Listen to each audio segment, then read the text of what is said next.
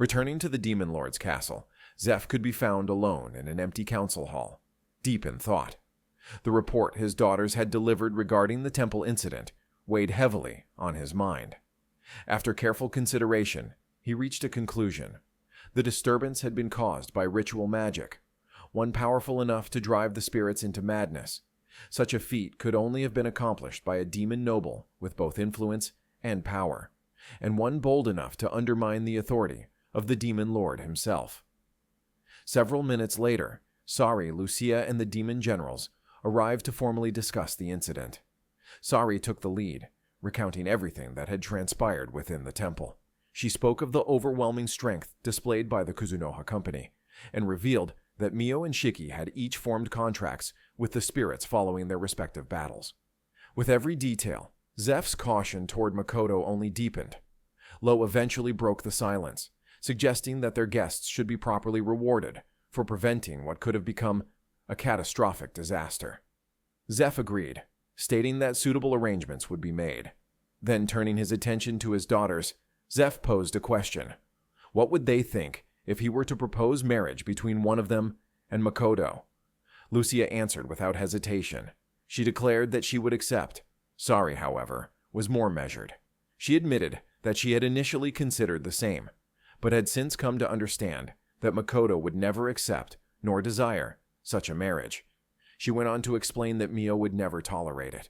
Her devotion to Makoto outweighed any sense of logic or political necessity. Zeph found the notion thoroughly illogical, since political marriages happened all the time. And yet, Sari then stated that she believed there was a far better way to bind Makoto to them, and in doing so, secure the future of the demon race. Zeph was skeptical. Such decisions carried immense weight. Still, there was confidence in Sari's voice, conviction. Intrigued, Zeph decided to hear her out. But first, he issued an order to Rona. Every high-ranking official was to be investigated immediately. There was a traitor among them. With that, Zeph dismissed everyone from the hall. Everyone except Sari. Later that evening, a banquet was held in honor of Makoto and his companions. The evening began pleasantly enough, at least until the Demon Lord himself chose to sit directly beside Makoto. Zeph raised his cup and offered his thanks, praising Makoto for resolving the temple incident. Makoto, however, was quick to deflect the credit, insisting that he had done very little and that the true work had been carried out by his followers. As the drinks continued to flow, Zeph made a suggestion. He proposed that Makoto take one of his daughters, or both should he so desire. Though alcohol had been involved, there was no mistaking the clarity behind his words. This was no drunken jest. Makoto declined the offer politely. Zeph's conviction did not waver. He pressed on, insisting that they would make an excellent match. Makoto remained resolute. This time, his refusal was firm. Zeph fell silent for a moment, then chose to change the subject. Without another word, he produced 2 sheets of paper and handed them to Makoto. The first was a trade permit. The second was far more extraordinary, a special decree that only the Demon Lord himself could issue, a tax exemption permit. It declared that the Kuzunoha company would be exempt from all taxation within demon territory. Makoto was taken aback. Such generous rewards seemed excessive for merely stopping a few rampaging spirits. Zeph explained that the spirits were only part of it. Makoto had also saved his daughters, and had agreed to participate in the friendly sparring match scheduled for the following day. Then, as if that still weren't enough, Zeph produced a third document, a detailed map of the entire demon continent, including its major cities. Zeph instructed Makoto to use these gifts to spread the Kuzunoha company's wares across demon lands, and to put on a good show for everyone in tomorrow's match. Makoto expressed his gratitude and assured His Majesty that he would not disappoint. With business concluded, Zeph leaned back in his seat and returned immediately to offering his daughters to Makoto. The following day, Makoto walked alone through the corridors of the Colosseum. As he moved forward, his thoughts lingered on the upcoming match. Neither Mio nor Shiki would be participating today. Their strength had already been made abundantly clear during the spirit incident. This bout was meant to test him. A thunderous announcement echoed through the halls, signaling the start of the match. Makoto turned and made his way toward the main arena. He had expected cheers upon his arrival. Instead, he was met with silence and the weight of countless serious stares from the crowd. Such attention no longer bothered him. He simply accepted it, shifting his focus to the four figures approaching from the opposite side of the arena. Lo, Rona, Reft, Kazusa, the four demon generals. Makoto hadn't expected Zeph to send all four at once, but the prospect didn't unsettle him. The only uncertainty lay with Kazusa, who had yet to reveal his abilities. Makoto quickly assessed each of them. Reft was clearly proficient in reflection magic. Kazusa carried himself like a seasoned mage. Lo stood ready in full armor, radiating confidence as a close combat specialist. Rona, however, remained unnervingly quiet. That silence prompted Makoto to expand his awareness. Surveying the surroundings, he quickly realized the truth. Rona had already layered multiple hidden spells around him, all primed to activate at a moment's notice. Makoto couldn't help but think that she truly intended to start things off with a bang. With the introductions complete, Makoto expected the match to begin at once. Instead, the demon generals paused, clearly surprised when Makoto calmly assumed a fighting stance. Lo was the first to speak, asking whether Makoto had been informed of how the match was meant to proceed. Makoto replied just as calmly, stating that he had assumed he would be facing all of the demon generals at once. The remark caught Lo off guard. Although Zeph had not originally intended for Makoto to fight all four simultaneously, he chose to allow it. Rona then relayed the Demon Lord's decision to the others, and with that, the match began. Makoto was the first to strike, and launched a volley of flaming birds toward their formation. Mokuren responded immediately, deploying a barrier spell to intercept the attack. At the same time, he summoned 6 additional magic arrays, most of them support spells enhancing his allies. Makoto was taken aback by the sheer number of arrays deployed so quickly. That momentary distraction was all Lo needed. He surged forward and struck. With no time to evade, Makoto summoned his magic armor. Using sheer force, he caught Lo mid-attack and hurled him straight out of the arena. Reft was next. Closing the distance, Makoto unleashed a series of fierce punches, but Reft countered with his spear. As Makoto attacked Reft, Rona decided to finally act. One blast after another detonated against the back of Makoto's magic armor. With Rona's relentless bombardment from behind and Reft pressing him from the front, the demon general successfully trapped Makoto in a pincer attack. Makoto's intuition warned him immediately. If Rona's attacks continued unchecked, the situation would quickly become dangerous. Acting on instinct, he launched a swarm of flaming birds toward Reft, while turning his focus to Rona. She retreated at once, narrowly evading his advance. Then it happened. Makoto's magic armor was struck by an explosion so powerful that for a split second he thought Shiki had cast it. But that wasn't the case. The truth became clear. His own magic had been reflected back at him by Reft. Taking his own attack head-on, Makoto felt a spark of excitement. This match, it seemed, would be far more interesting than he had anticipated. Suddenly, a presence descended from above. Lo had returned. He slammed into Makoto's magic armor with overwhelming force, sending ripples through the entire arena.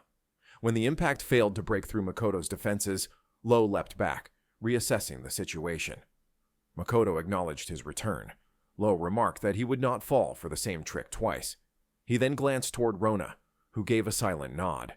In the next instant, his magic armor turned black, cracks spreading rapidly across its surface. Sensing that he was losing control over that portion of his defense, Makoto immediately switched to enhancement mode.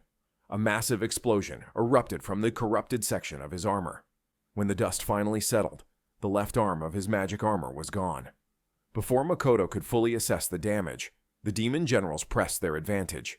A magic array flared beneath him, instantly freezing his movement. Mokuren had acted. Using ritual magic, he summoned countless needles of ice, each one biting into Makoto's armor and freezing it away piece by piece. And as if that weren't enough, Mokuren activated yet another spell immediately afterward. Starfall. Makoto briefly considered observing the ritual magic in detail, but the encroaching ice left him little room for curiosity. Allowing such magic to continue unchecked would be far too dangerous. So instead, Makoto chose a simpler solution. He unleashed a powerful heat wave. He shattered the ice binding him and cleared the field in one decisive burst. Makoto then reformed his magic armor in anticipation of the ritual magic. Makoto scanned the surroundings, locking onto the source of the next attack. Above him. When he looked up, he saw it. A massive sphere of molten magma plummeting straight toward him. It struck him as excessive, but Makoto chose to meet the attack head-on.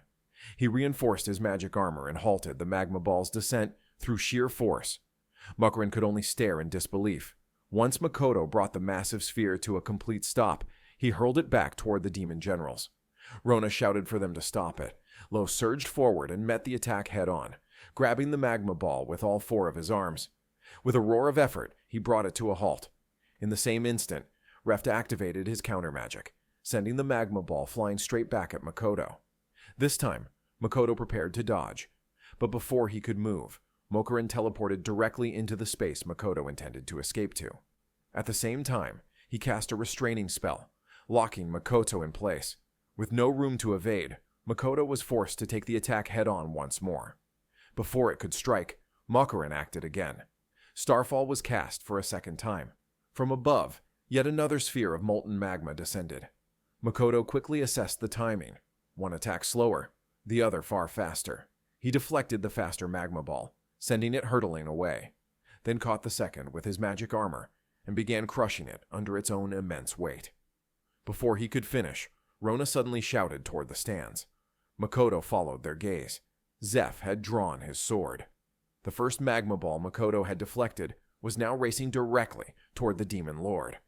Zeph calmly summoned an enhancement array around his blade and cleaved the massive sphere apart.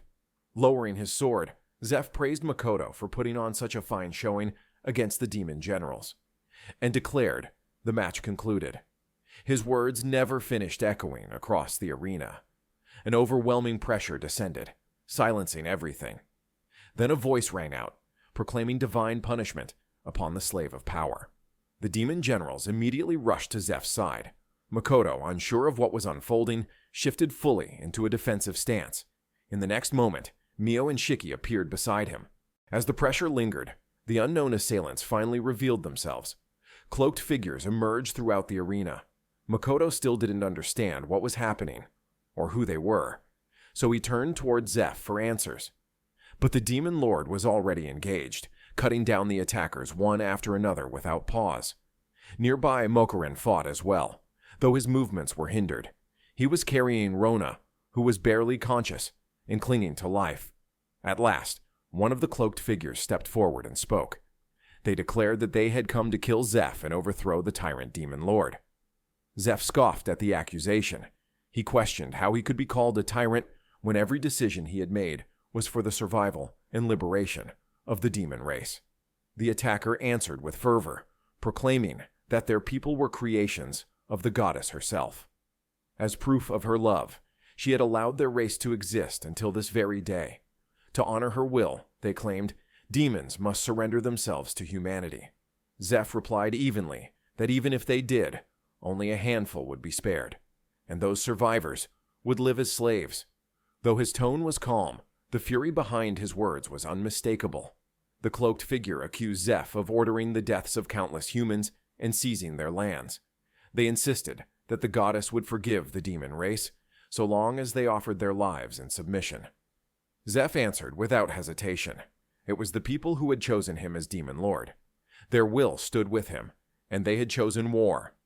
They would fight, not for conquest, but for a future where they could survive.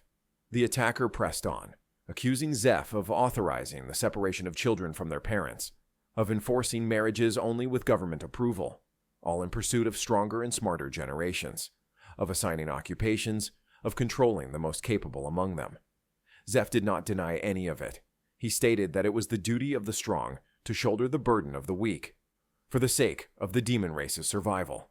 The children taken were from villages not capable of supporting them, and willingly entrusting them to the government to care for. If one could not bear the weight of being a demon, then they should lament the misfortune of having been born one. The cloaked figure then laughed and declared that if that were the case, then the entire demon race deserved to die. The next moment was swift and final. Zeph, Lo, and Reft struck in unison, beheading the remaining attackers where they stood. Lo allowed himself a breath, believing that with the terrorists eliminated, the crisis had ended.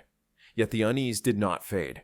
If anything, it deepened, as though the attackers had merely bought time with their lives. Suddenly, the entire arena began to shake. From the center of the grounds, a staff emerged, embedded deep within the stone. Makoto noticed it at once and asked what it was. Shiki answered gravely, "A lost treasure, the Staff of Dragons." He explained that the artifact was capable of summoning dragons, but that the results were said to be random. Makoto frowned at that explanation. If the attackers had been willing to stake their lives on its activation, then there was nothing random about it. Zeph soon approached, offering an apology for the chaos that had unfolded. Makoto asked calmly whether they were prepared to deal with the consequences of that staff. Zeph acknowledged that casualties were inevitable. Still, he believed they would endure, so long as the staff did not summon a superior dragon. In the very next moment, Mio spoke. She remarked flatly that the demon race was truly unlucky today. Shiki voiced his agreement as the magical density in the air continued to rise. Then the staff activated. A massive magic array began forming high above the arena, its presence suffocating. Zeph looked up. The expression on his face said everything. A superior dragon was being summoned. Zeph reinforced his magic, bracing himself for what was about to come. At the center of the arena, a massive shadow began to form. Moments later, a white dragon descended, its wings shimmering with stars, as though the night sky itself had taken shape. Makoto recognized it instantly. It was Luto. Zeph froze in shock at the name. Luto, the Harmony Dragon, was said to be nothing more than a myth. Unsure how to proceed, Zeph hesitated, weighing his options in the face of a being far beyond his expectations. Then a voice echoed directly into Makoto's mind. Luto asked calmly if Makoto could explain what had happened, and why he had been summoned. Makoto recounted the events leading up to this moment. Upon hearing the explanation, Luto let out a weary sigh, admitting that he had placed the summoning spell onto the staff as a joke long ago. It was far less amusing now. Makoto told Luto to leave, assuring him that he would not be harmed. Luto replied regretfully that he could not. The summoning contract required him to release at least one full power attack upon an enemy before he was permitted to depart. Such an attack, he warned, would obliterate the castle, and the surrounding land along with it. As he spoke, Luto began drawing mana into his jaws. A sphere of rainbow-colored flame slowly took shape, growing denser and more violent with each passing second. Makoto felt irritation rise as he considered the situation he had been forced into. Turning to Mio and Shiki, he asked for their counsel. Mio suggested opening a mist portal and leaving at once. Shiki acknowledged that Makoto's magic armor could stop the attack, but ultimately agreed with Mio. The demon race had defied the world itself. Perhaps this was simply karma. Makoto understood their reasoning. Still, he chose to intervene. They had enjoyed their time in demon lands after all, and either way, success or failure, he would not die. Shiki moved towards Zeph to request permission to act. Makoto then turned towards Luto. Despite everything, a faint smile crept onto his face. The dragon continued to gather power, the rainbow fireball swelling ever larger as anticipation gleamed in Makoto's eyes.